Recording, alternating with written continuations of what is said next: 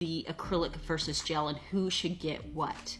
If a client comes to me and they've gotten bitten nails, thin nails, they have ski slope nails, they have wide nail beds, something like that, typically acrylic is just going to work really wonders for them. And sculpted acrylic, because we can pinch it, we can cast it. It's like putting a cast on a broken arm.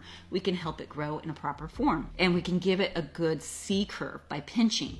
And a curve creates strength. If someone comes to me and they got a healthy nail bed, they have, they work in chemicals a lot, they work in water a lot, bartenders, hairdressers, people like that, gel is going to work really wonders for them because gel is non-porous.